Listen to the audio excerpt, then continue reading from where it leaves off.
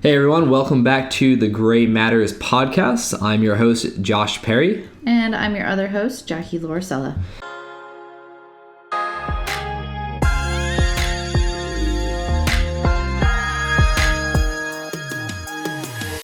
And this week we figured we would go into our individual stories and kind of figure out how our stories cross, our paths crossed. And you heard from our story combined last episode. So this week we're going to start with my story, and Jackie's going to contribute or ask questions as we go, but really just give the context of my journey, and then the next episode will be the context of Jackie's journey and how they met.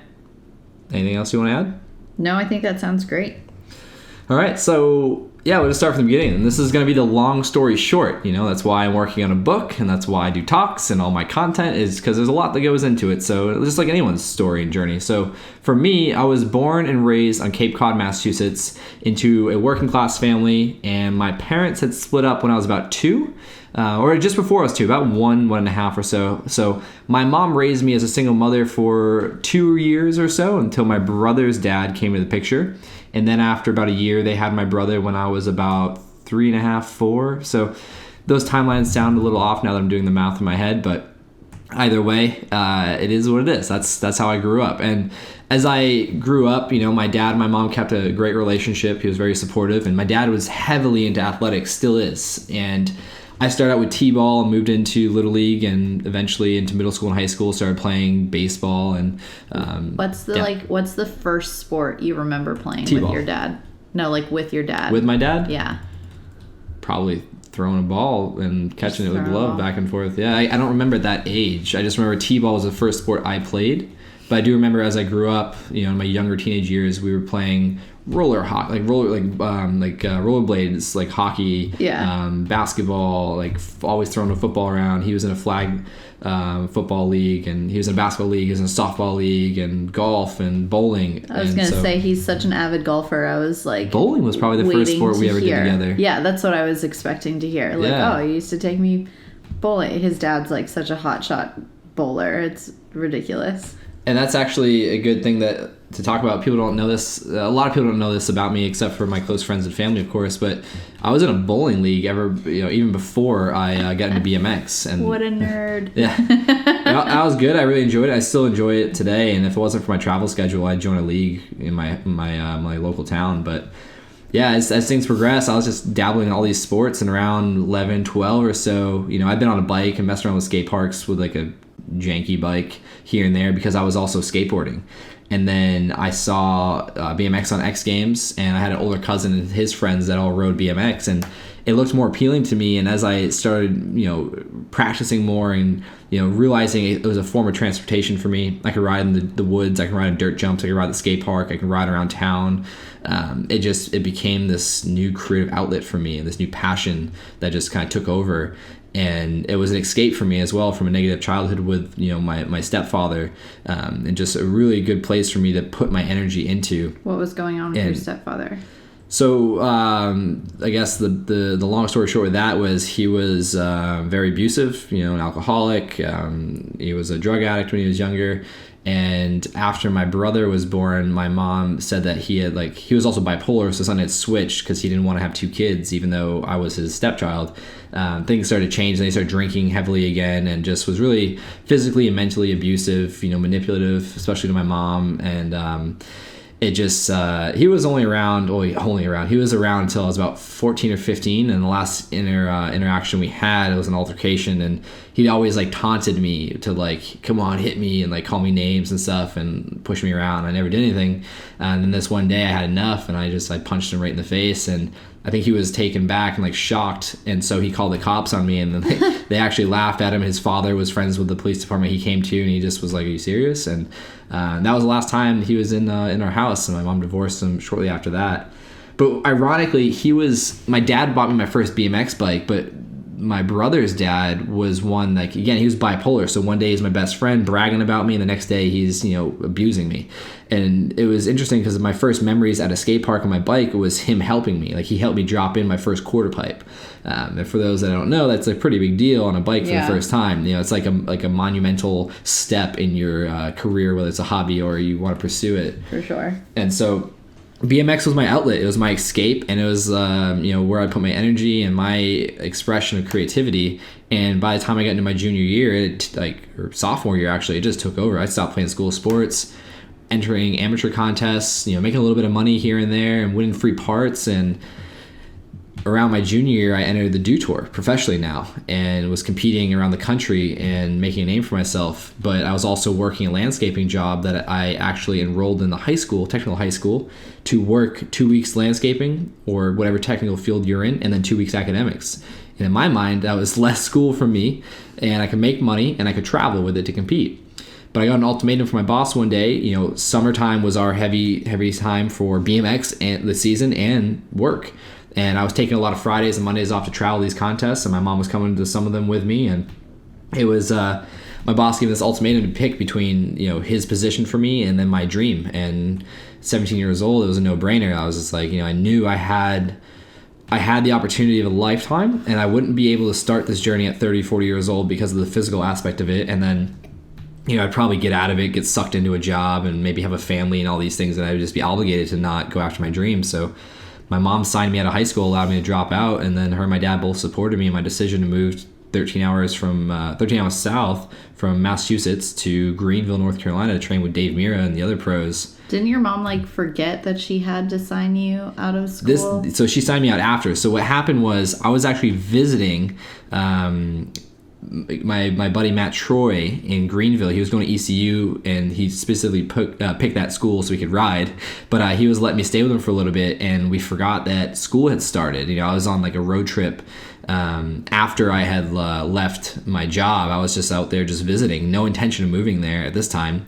And my mom forgot that I had school, and I got a letter in the mail saying I was expelled because I missed the first 30 days in a row, and that they were like, hey, you can come back next year.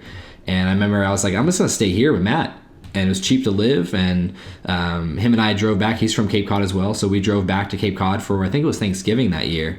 And my mom went and signed me out, signed me to drop out, approved me to drop out of high school and not return and all that. And that's so crazy. Matt and I moved my stuff down into his apartment, where I was renting a little space in a storage closet, the blow-up mattress, with my clothes on the side, my shoes up top, and my bike downstairs. And that's how I moved to Greenville. It was got expelled from school after I quit my job, and I was like, all right, well, let's do this, Then I'd gone on a tour for a month with Brian Christie, Johnny Deadweiler, and a couple other dudes, and made I think $5 or $6 grand in that month, just all expenses paid for, and made $5 or $6 grand on top of it. That was over a year's worth of rent in Greenville. So that's just kind of how I moved there, and just went all in on BMX. I'm trying to visualize how busy and how much traveling you would have to do in order for your mom to forget that you were supposed to start school. You missed the first 30 days. I feel like my mom counted down the days until I was back in school. Well, that's the thing, I wasn't home. Yeah. I was at this time, it was the beginning of the season, the summer, and I quit because of the ultimatum. Yeah. And then I was gone to this contest, I was at Woodward, and I was in Greenville, and then it was just my mom was working, and yeah. I wasn't in trouble or anything. I was just doing something positive, and I was checking in, so she was stoked for me. And then I guess it's oh yeah, school. There's that thing, school. But at the same time, that's I was pretty much graduated. I was working half of my school year, right? Getting credit for school, making money, paying my own bills, and then traveling and competing and doing demos and making money too. So it was I was supporting myself from a young age. Yeah. And the work ethic was there. So, but yeah, that was about 2007 when end of 2007 when I officially moved to Greenville. And then fast forward some years, some contests, some experience, some training. 2009, won my first contest, invented a trick, 360 barspin tail whip, which those that don't know BMX is probably confused with that. You do all these tricks while you're rotating 360 degrees. Before you land, you get back on the bike. And then that trick won me a Harley. So I think I made... What was the trick called?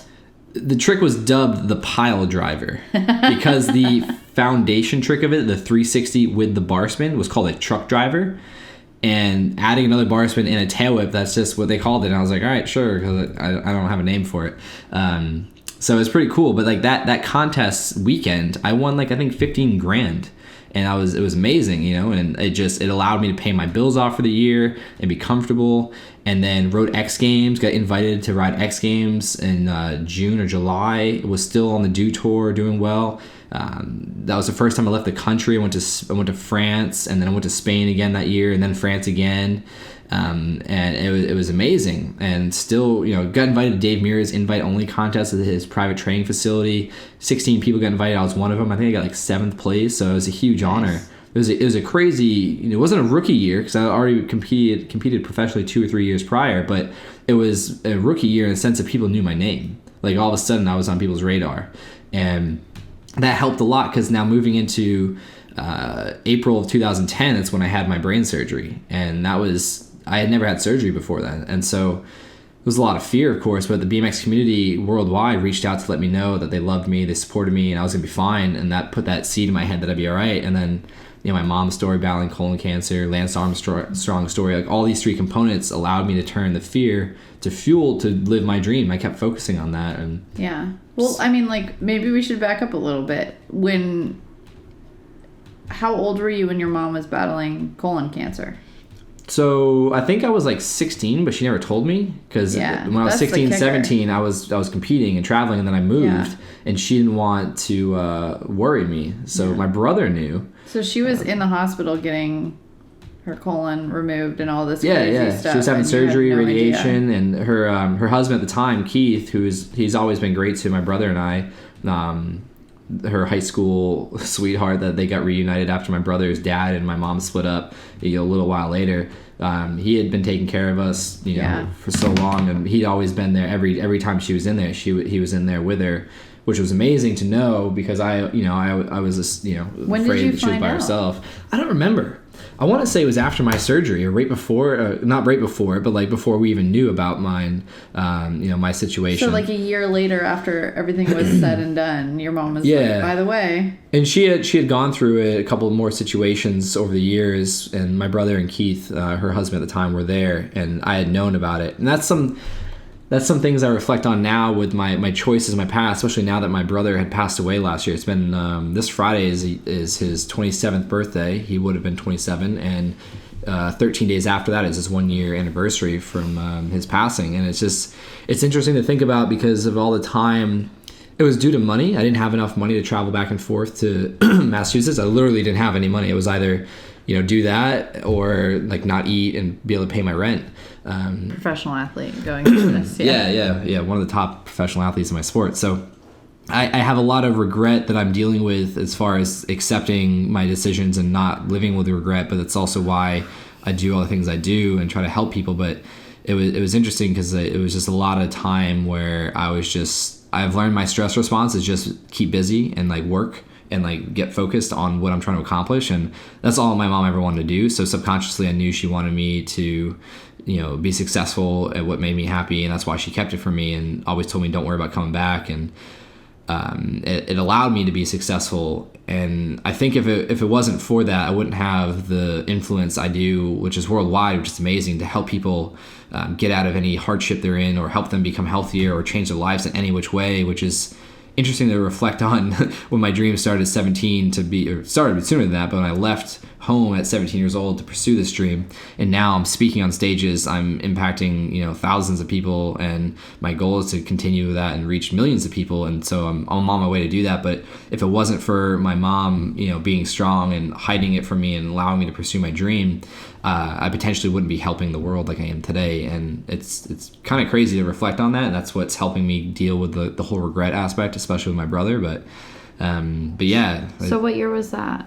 What's that? What year was your mom going through? I moved that? in You said you were 2007, 16, but 17. I gotta get the dates from her. But I believe it was like even when I was home a little Probably bit like around traveling. that time, yeah. Yeah, and so she's good now. She's alive and well. You know, she lives with an ileostomy bag because of the surgery and removing parts of her digestive tract. But she's always pushing through, and she's sharing her journey and trying to inspire others to not feel ashamed for their adversities. And one of the happiest and most loving people I've ever met. She's always been like that, and that's always what's inspired me. Like I get a lot of my strength from her.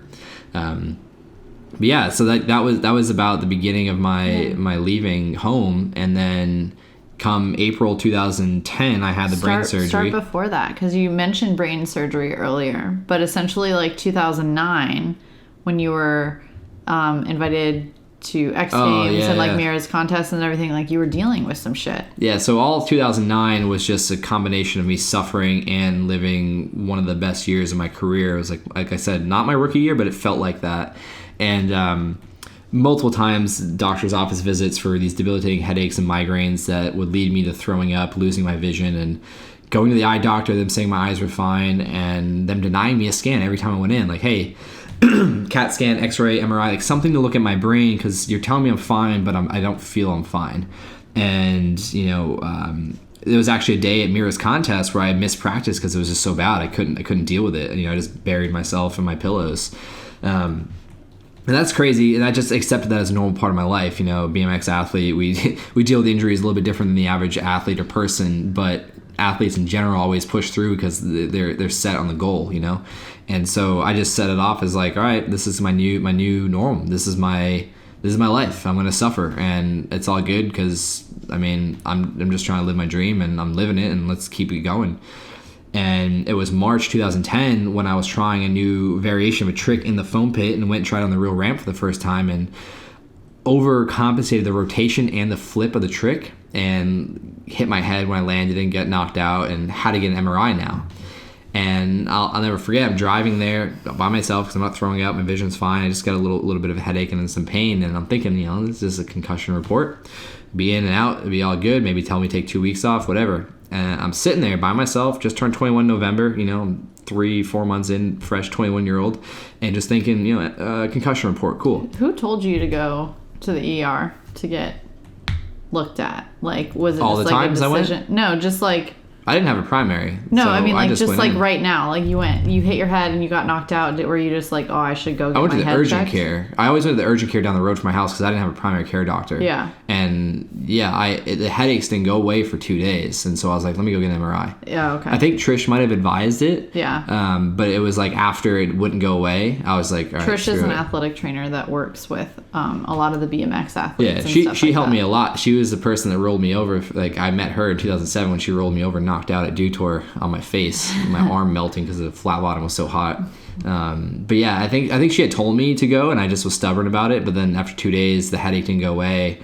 I went to a chiropractor, and he was like, "Yeah, you should probably go in," And so I went in, and I'm just sitting there waiting for the report to come back, and the doctor walks in with the report, and he's like, "Hey, no swelling, no bleeding, so that checks out." And I remember standing up. I'm like, "All right, thanks. I'll see you later." And like, he's like, "No, like, you're gonna have to sit back down. Like, there's something on your scan that's abnormal." And I was like, "What do you mean?" It's like, there's something in your brain that shouldn't be there. I was like, I remember laughing out loud, asking him, like, "What do you mean there's something in my brain? Like, I didn't put anything in there. Like, what could possibly be in there?"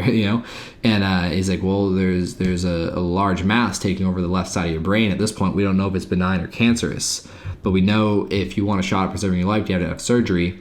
And there's still a chance you may not wake up, and you'll probably never ride your bike again." And that's literally like everything that came out of his mouth all at once. Yeah. That's so crazy. It was slower than that. It was a little bit more fluff in there. But, and that's what was told to me. And I remember hearing, cancer, never gonna ride your bike again, you may die.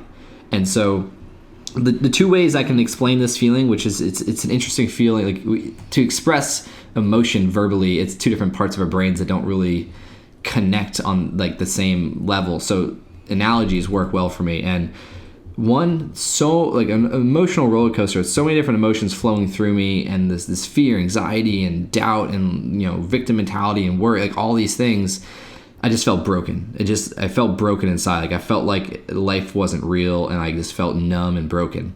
The other way I can describe it is like a scene in movies where the character gets some bad news and that ringing noise in the ear sets in and just gets louder and louder as the camera zooms out, and it's almost like the world's crashing in on them. That's how I felt. I felt broken. Then I felt like my life is like ending, like I'm living my dream and some, more than I ever fathomed. I'm friends with my hero, Dave Mira, dude I looked up to on TV and video games, and like watched his videos every week in school computer class on davemira.com. And now I'm friends with him. At the time, we're partying, we're riding, we're training, we're traveling together, we're competing, and now my dreams are already taken away from me. On top of I just got given a death sentence.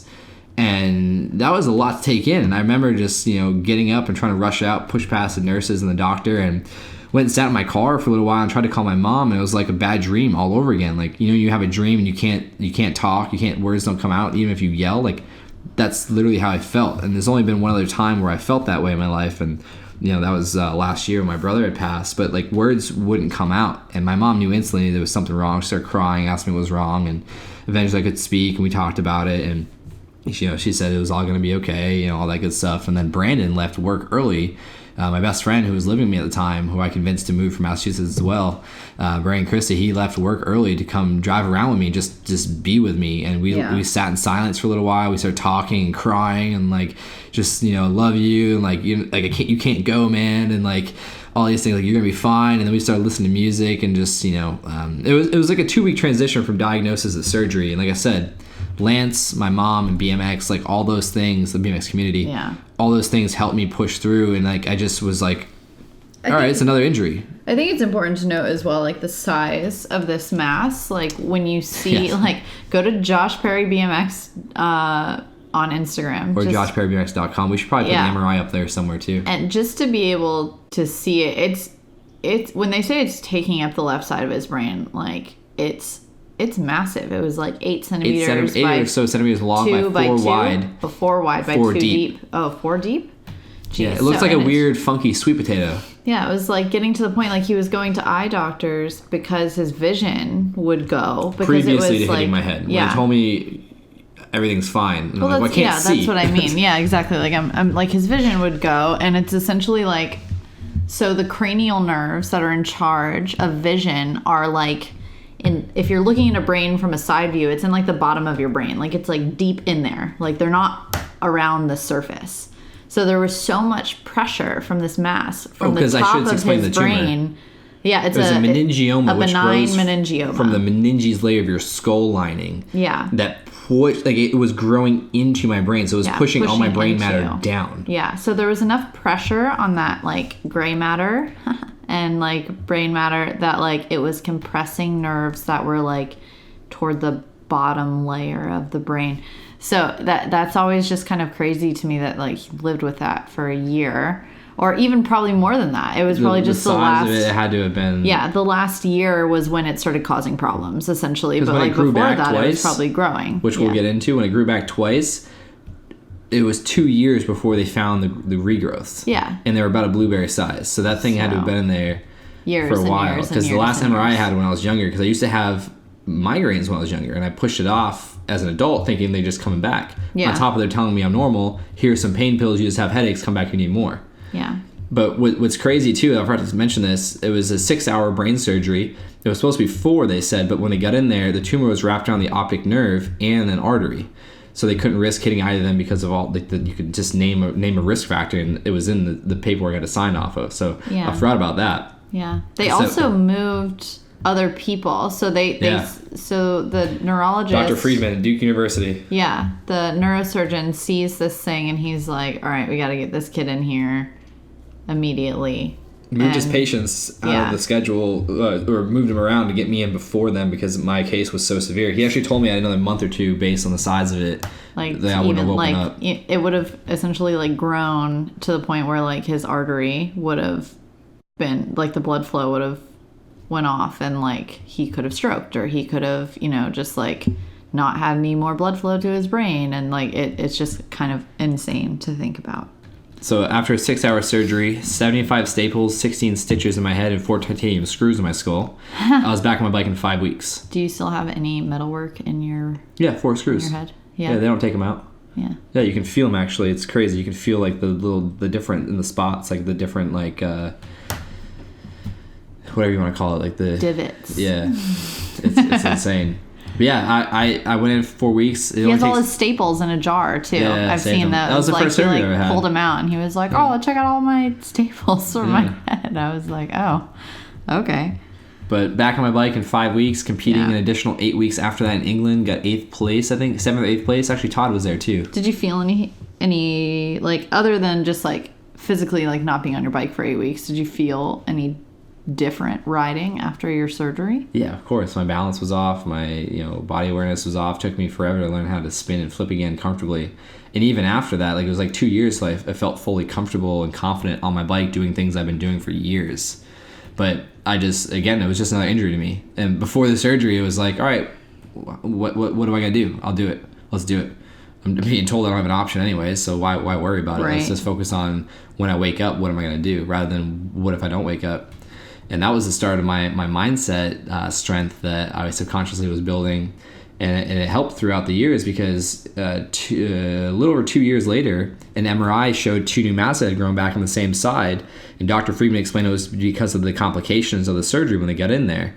And they were about a blueberry size each. So he suggested radiation. I didn't like the sounds of it, and I figured there had to be a better way. And thanks to Google, I found gamma knife radiosurgery, which is a non-invasive outpatient procedure where they use about 180 degrees of different radio wave beams in a computer to pinpoint and target the area they want to treat without damaging surrounding tissue, without traditional radiation risks and damage. And because of that technology, cool. the tumors, both of them, shrunk for 4 years and have been stable for the last 2 or 3.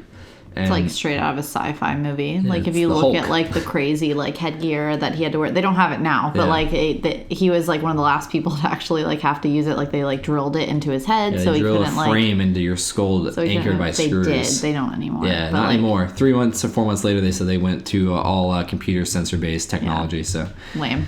Better experience for people because it was. I mean, I was in the mindset of like, all right, screw it, let's do it again. Let's do whatever. Like it is what it is. Nail me down. Who cares? But yeah, thanks to that technology, I didn't have to have surgery, didn't have to all the meds and the invasive inflammatory procedure. Yeah. And I was back riding 6 days later. Just wanted to wait, make sure I didn't have any side effects, which I didn't, which is one of the appealing aspects of why I went through it. And because of that technology, I've been able to share it with other people that it's really helpful for people that have or that have inoperable brain tumors. And for me, it wasn't inoperable. It was just the risk wasn't worth cutting open again. Right. And traditional radiation didn't seem like the route I wanted to go. So medical imaging and gamma knife have helped me and a lot of other people. And I'm really passionate about sharing those. So original surgery in 2010. Gamma knife, November 2012. 2012. Tufts Medical Center in Boston. And at this point, you're still like doing like shows and competing and filming, hanging out and partying, cruising around, partying. Now, if you guys don't know Josh, you know that he's very into a health conscious lifestyle. When did that start? Like, how long after your surgery did you go, oh, I should probably like take better care of myself? So it was end of 2010. Craig Mass, a good friend of mine, sent me a documentary called Food Matters on Netflix, and I need to watch it. He keeps saying this year after year, and I haven't watched it, but I don't know if I agree with the information, but I give so much credit to that documentary because that's what sparked my interest in learning, my lifestyle choices do dictate my health, especially food. And so I started making a lot of changes. Didn't cut out a lot of the stuff I should have. Now that I know that now, I advocate for that. But that's what started it. And then after the gamma knife, situation, the regrowths, I was like, man, we got to take this up a notch. And then, ironically, an ex-girlfriend of mine gave me the book Grain Brain by Dr. David Perlmutter at the end of 2013, where I'd already become obsessed with nutrition and holistic health. And for those that don't know, Dr. Perlmutter is a triple board certified neurologist and a board member, I believe now, of the American College of Nutrition. Yeah. He got into holistic health because of his passion for it based on his father passing away from Alzheimer's, who was also a neurologist. And now Dr. Perlmutter's son is a neurologist, and I got to meet him, his son, and Dr. Perlmutter, I guess, for the first time in person this February. But neurologists are really cool people. Yeah, they're very smart, and they're just they're awesome. Their memory is just neurosurgeons wild as well. Yeah, like both. Yeah, it's just all the intricacies of the brain, like, and knowing that and remembering that. And even Josh meeting Dr. Alan Friedman, who performed his surgery. 5 years post-surgery. Yeah. 5 years post-surgery, and he could spit off all these things, and he didn't even know it was coming. Yeah, just like remembered everything from his surgery, was talking to him about like, oh, this is why we had to do that, and like little intricacies and like little issues, like there wasn't problems, but just like little things that like came up during surgery, and it lasted 6 hours instead of 4. I think that's so cool. I would kill for a memory like that. Yeah. That's why they do what they do. Right, absolutely. They've chosen well. But yeah. It started with a documentary in 2013, Red Grain Brain, into 2014, and then that book was all about high-fat, low-carb eating, also known as ketogenic diet, and what they're calling Alzheimer's and dementia, things like that, is type 3 diabetes because of the blood sugar effects negatively on the body and the brain, more importantly, through processes like glycation and inflammation and reactive oxygen species. Don't go down that rabbit hole. So not this episode. just a lot of different damaging aspects of diet to the body. And we can reverse a lot of things. We can help prevent. We can do a lot of positive change. We can induce a lot of positive changes on our brain health and overall body. We can change our genetics. Yeah, and epigenetics was a thing. The expression of our genes based on lifestyle choices, which Dr. Andy at Keto Academy in Orlando recently was talking about. 75% of what we deal with as a society with disease is self-inflicted based on our lifestyle choices, aka epigenetics.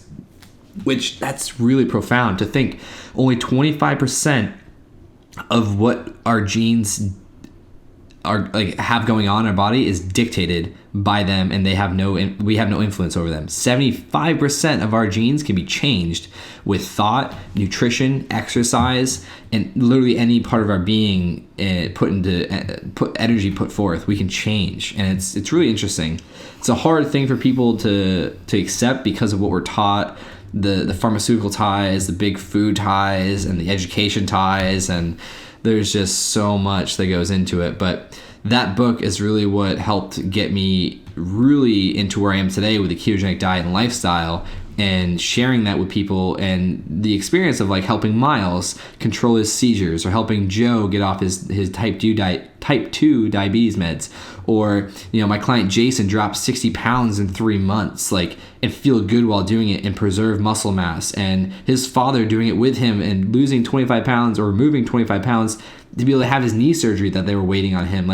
Those are things. And then just people that maybe don't want to lose weight, or remove weight, I should say, but want to get better mental clarity and cognitive performance, and just they know their brain health is their wealth. To be able to share that from my journey and my perspective is amazing. And it helped a lot, because when we met...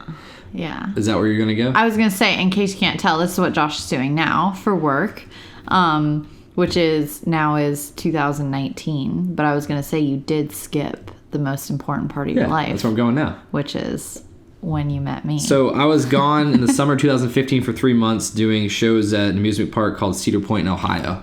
And when I returned, this was 2 years after I already blew out my knee and just refused to get MRI and surgery because I knew what that meant, and I didn't want to take the time off. Doing Gamma Knife and all that. Yeah. It was, I blew out my knee 3 months after Gamma Knife. I was really excited because we put out a video letting people know I wasn't going anywhere. First contest back to the season, got really excited and did something I probably shouldn't have. I should have waited for Best Trick or something like that. Either way, really that's a whole nother story.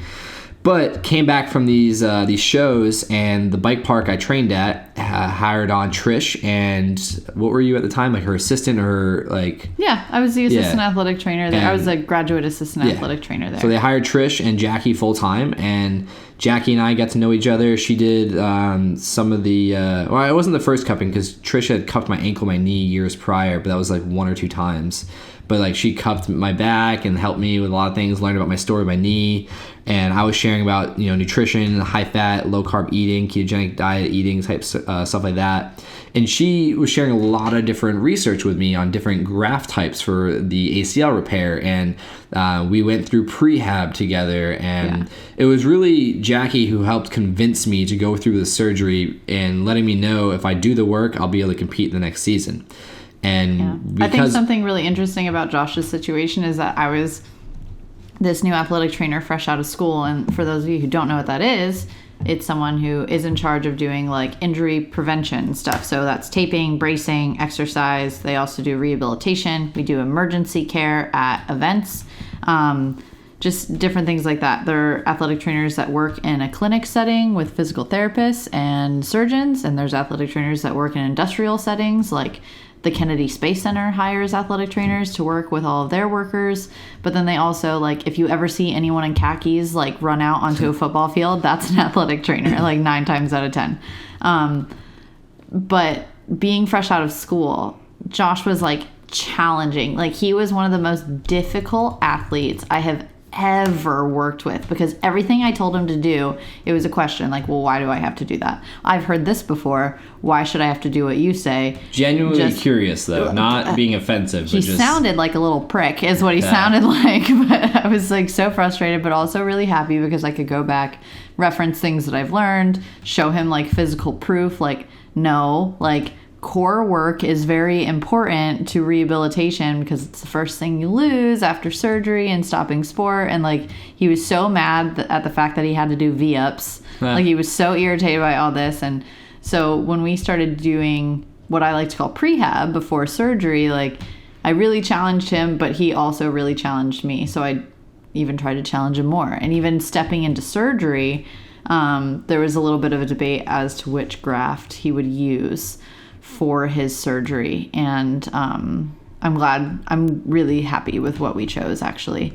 But then we had to go through the whole rehab prospect of it, and that's Before that, let's talk about keto, because that's where I was going from keto leading an ACL, and that was, at the time, you were like a high-fat, low-carb. I was understanding ketogenic diet, but I wasn't practicing it in 100% consciousness because I wasn't testing. So there's times, based on the way I know I was eating and my eating windows and my workouts, and I wasn't eating sugar or starches or anything, like, before surgery, I was like, no inflammation, no things that turn to sugar. I was very ignorant to a lot of these terms that I know very well now, but anything like dairy, sugar, alcohol, grains, pasta, bread, rice, anything that I thought turned to sugar besides a vegetable, which does turn to glucose, which is a whole different topic. But and then we incorporated a heavy regimen of like herbs and spices that were proven to be anti-inflammatory. And olive oil, avocados, butter, like all those things. Yeah, he was taking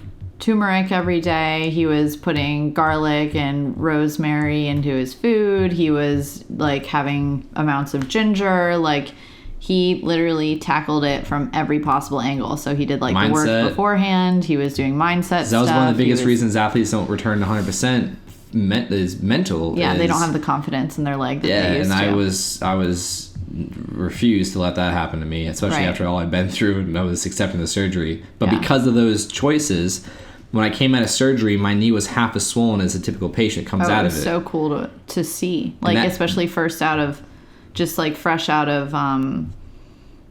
school and seeing a couple of ACL tears and a couple of ACL surgeries and some trifectas and some single ACL isolated issues and things like that. Like, everybody's knee was always just a fat blob after surgery, and like, you don't know if they have a kneecap anymore. And like, it's like, okay, like, let's like fire your quad. Like, that's the first thing they're gonna try and get you to do once you're able to like move your knee around, is like get that quad muscle to fire. And honestly, like, Josh's wasn't firing completely the way you wanted to, but it was pretty damn close on like day 3 after surgery. It was super impressive. And because of the no severe swelling, I was able to start range of motion ahead of the game. Oh my gosh, it was like immediately. It was like a few hours after. And that led into surgery, getting into rehab, which is where Jackie and I developed our relationship as friends. 6 days a week, we spent a good amount of time together. That was a negotiation. And it was, he tried to make it 7 days a week, but I was like, you need a rest day. Like, you have to have it. And then it was like, well, what if I just take like a half day on Sundays? Or what if I don't like do the workout twice a day on Sundays? And I was like, who is this person? Like, go home, like rest, and like you have. And then I would get upset because it would be like Sunday or Saturday, whatever we agreed his like rest day was going to be, and he would still show up at the park. He'd be like, I'm not here to do rehab, I'm just gonna hang out. I was like, go home and do stuff. I don't know. I'm not the kind of person you have to like beg to have a rest day. So it's just blowing my mind. But that's also what sparked my passion for physical fitness and exercise and strength conditioning and getting to where I am with that. And your improved my riding. Your friend who was having you train a little bit. Yeah, Tanner Markley, well. scooter rider. When I was out in Cedar Point in Ohio that summer, he was like, man, come to the gym with me. We'll just keep it strong. Because I rode through all that and was exercising, like just kind of aimlessly and whatever he was having me do. Yeah. My quads were really strong and my hamstrings were, so they could overcompensate the deficiency of the ACL. Yeah.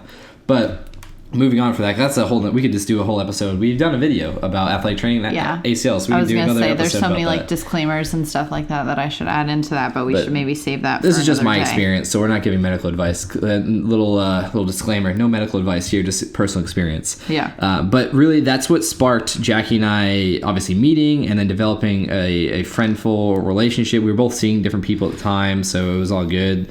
But he used to take me through his Bumble account, and I used to help him. That's another story for another ladies. time. Yeah, that was a lot of fun. But so coming out of that surgery, I was riding 3 months, 3 weeks later, which was a tad early. 2 months and 1 week early from the doctors, and about 1 or 2 weeks early from Jackie and Trisha's recommendations. But it is what it is. I felt good, and I wanted to go in the air, so we did that. He was supposed to keep his wheels on the ground, and that lasted all of I think 2 minutes, but that also led into the next month. Won my first contest back. Won the Dave Muir Memorial Best Trick contest, or part of the contest, and then that gave me a lot of great confidence for.